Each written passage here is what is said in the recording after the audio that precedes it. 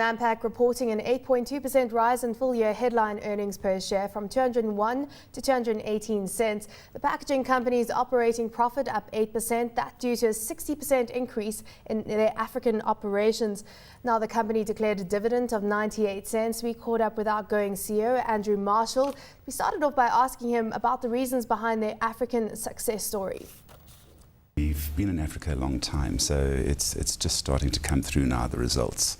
And a lot of our investments that we made a few years ago, like Angola, for example, are now really starting to give us very good numbers.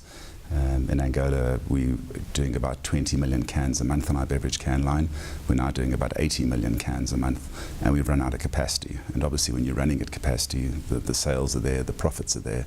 And we're seeing it in all the countries in which we're operating: Zambia, Malawi. They've all done well, so it's not just the big ones like Nigeria and Angola. So yeah, we think it's very sustainable, and the fact that we're investing so heavily in Alucan and all the stuff we announced shows that we have a lot of confidence going forward. On the Alucan transaction, you paid quite a premium for that specific deal. At what stage would you say we can start giving returns to shareholders? Yeah, we expect immediate returns. We did look at a greenfield site as well. In Angola, we did a greenfield site. It took us 4.5 years to get that up and running. So that's what we had to weigh, was if we did a greenfields in Nigeria, probably 4.5 to 5 years before we were up and running. Rather pay a premium now and get into the market straight away. And we still believe we can make very good returns there. We've got 2 operations in Nigeria already that are doing exceptionally well for us. And we expect this to also produce very good returns. Are you able to give us an indication as to, in terms of returns, how much more percentage-wise? Yeah, so certainly at the moment, Africa is about 36% of our group profits, with Alucan and the plastic company that we announced as well. And then, of course, the Angola second line that we've also announced, the $100 million. We'd be very surprised if profits from Africa went over 50% by 2015. Now, we previously had a target of 25%. We revised it to 35%.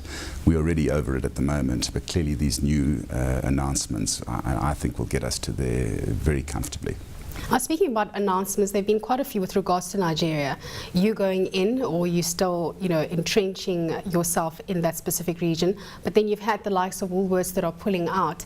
What sort of challenges have you seen in Nigeria? Because Woolworths was quite vocal about the challenges that they're seeing in that market. Yeah, we've been operating in Nigeria a number of years. We have 2 factories, one in Lagos, a metals business, and one in Ibadan, about 100 kilometers north of Lagos, doing cigarette cartons. Both are doing exceptionally well. We've been growing recently. We've added more capacity into both factories. We now produce aerosol cans in Nigeria, which we didn't previously. We're making closures. We've been adding products all the time. So for us, we've been there a long time. We're doing very well. And adding Alucan is just adding another product. It's not like we're not there. We've got management teams, families in place.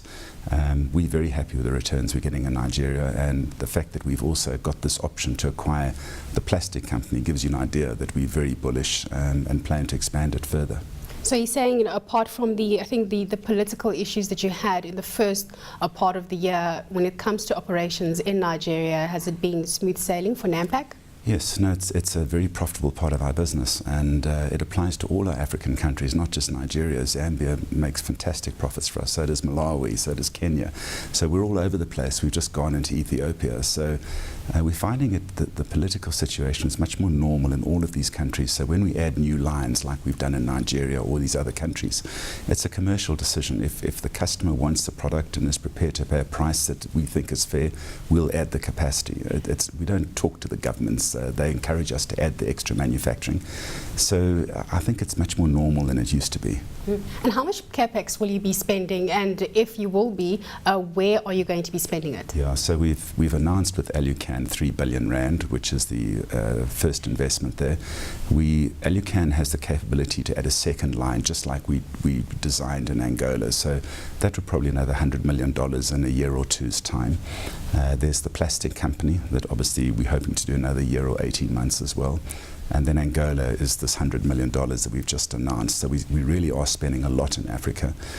Having said that, we've also invested 3 billion rand here in South Africa in new beverage lines, new glass furnace and so on. So we still see South Africa as our core base, and we want to grow with South Africa as well. But obviously the bigger opportunities, because we're coming off a lower base, on Africa. But we still regard South Africa as our home and our base, and we need to make sure that we look after that as well.